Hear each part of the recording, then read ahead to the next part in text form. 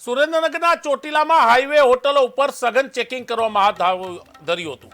ત્યાં દરોડા પણ પાડવામાં આવ્યા હતા। આશંકા હતી કે કેટલીક હોટલોમાં ગેરકાયદેસર રીતના પેટ્રોલિયમ પદાર્થનું વેચાણ કરવામાં આવે છે।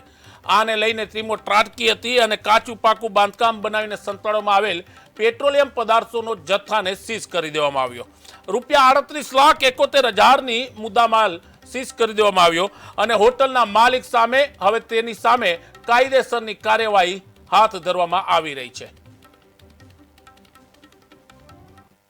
આજ રોજ સાંજે 7 વાગ્યાની આસપાસ અમારી નાયબ કલેક્ટર પ્રાંત ચોટીલાની ટીમ અને ચોટીલા મામલાદાર અને સાયલા મામલાદારની સંયુક્ત ટીમો દ્વારા સાયલા તાલુકાના આયા ગામના પાટિયા પાસે આવેલ હોટલ દાણા બાબા પર આકસ્મિક રેડ પાડવામાં આવેલી હતી અને આ રેડ દરમિયાન જુદા જુદા 3 જે ટાંકા છે એ ટાંકા મળી આવેલા છે અને જેમાં જ્વલનશીલ પદાર્થ પણ મળી આવેલ છે।